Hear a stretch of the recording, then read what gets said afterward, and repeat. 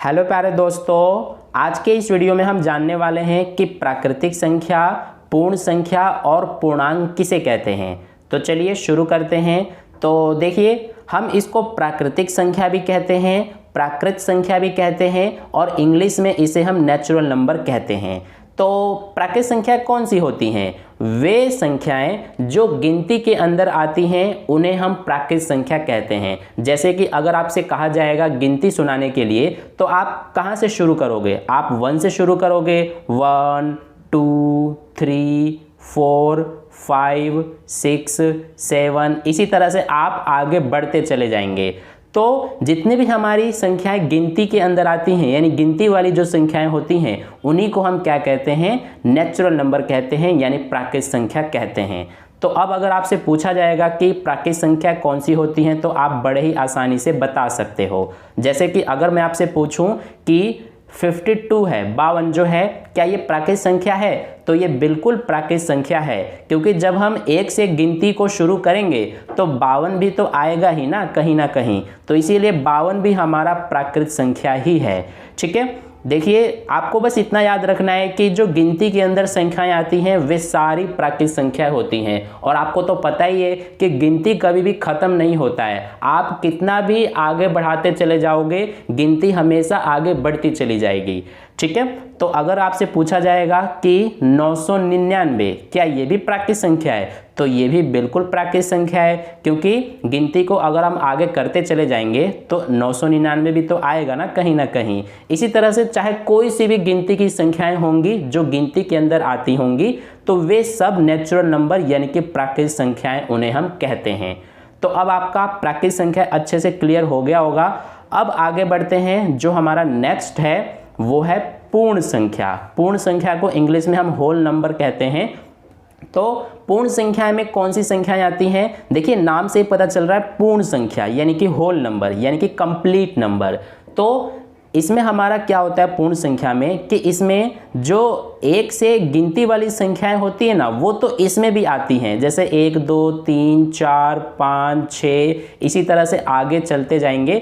और इसमें एक और चीज़, जो 0 होता है ना, वो भी इसमें आ जाता है। यानी कि 0 से लेकर जितनी भी गिनती वाली संख्या हैं, ये सब पूर्ण संख्या में आती हैं। तो अगर आपसे पूछा जाएगा कि 0 क्या है, तो आप कहेंगे 0 होल नंबर है यानी कि पूर्ण संख्या है। तो क्या 0 प्राकृतिक संख्या भी है? नहीं, 0 प्राकृतिक संख्या नहीं है, क्योंकि प्राकृतिक संख्याएं गिनती वाली होती हैं।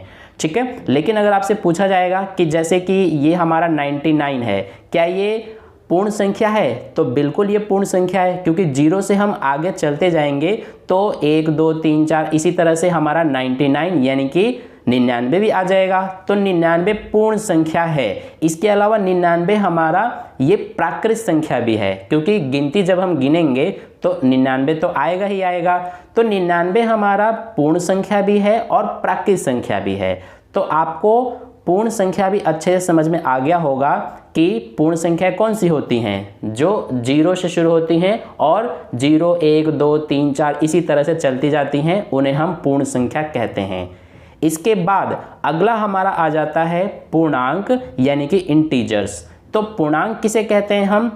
पूर्णांक में क्या होता है हमारा कि इसमें जो अभी हमने देखा पूर्ण संख्या में, जिसमें हमारा 0 आता है, इसके अलावा 1 2 3 4 5 इसी तरह से आगे चलता जाता है। तो ये सब तो पूर्णांक में भी आता है, यानी कि इंटीजर्स में भी आता है। लेकिन इसके अलावा इसमें और क्या आता है? 0 से पहले की संख्याएं भी आती हैं। 0 से पहले हमारा माइनस में आता है सब, -1 -2 -3 -4, इसी तरह से आगे चलता जाता है।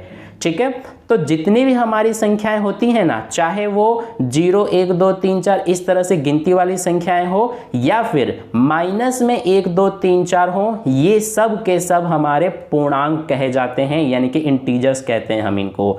अब देखिए, इसमें हमारा जीरो के इधर ये जितनी भी संख्या है ना, जो कि इनको हम धनात्मक संख्याएं कहेंगे क्योंकि ये प्लस में है सारी, तो इनको हम धनात्मक पूर्णांक कहते हैं, यानी कि पॉजिटिव इंटीजर्स कहते हैं। और जीरो के इधर जो है बाएं तरफ, इसमें सारी नेगेटिव है, यानी कि माइनस वाली है, ऋणात्मक है, तो इनको हम ऋणात्मक पूर्णांक कहते हैं। और जीरो जो होता है ना बीच में, ये ना ही तो धनात्मक होता है और ना ही ऋणात्मक होता है, ये सिर्फ जीरो एक पूर्णांक होता है। ठीक है, तो ये है पूर्णांक जो कि मैंने आपको समझा दिया, आपको अच्छे समझ में आ गया होगा। अब अगर आपसे पूछा जाए कि जैसे कि यहाँ पर मैंने -5 लिखा, तो क्या ये पूर्णांक है? बिल्कुल ये पूर्णांक है। क्या ये पूर्ण संख्या भी है? तो ये पूर्ण संख्या नहीं है क्योंकि इसमें माइनस आ गया। अगर माइनस नहीं होता तो ये पूर्ण संख्या भी हो जाता। क्या ये प्राकृत संख्या भी है? तो प्राकृत संख्या भी नहीं है क्योंकि ये माइनस में है। और प्राकृत संख्या हमारी गिनती वाली होती हैं, जिसमें गिनती में जो आती हैं वही सारी प्राकृत संख्या होती हैं। ठीक है, अब इसके बाद अगर आपसे पूछा जाए जैसे कि 5/3, क्या ये प्राकृत संख्या है? ये प्राकृत संख्या नहीं है क्योंकि ये बटे में है, 5/3। इसके अलावा ये पूर्ण संख्या भी नहीं है और ना ही ये पूर्णांक है। ठीक है, तो अब आपको अच्छे से क्लियर हो गया होगा कि पूर्णांक, पूर्ण संख्या और प्राकृत संख्या हम किसे कहते हैं।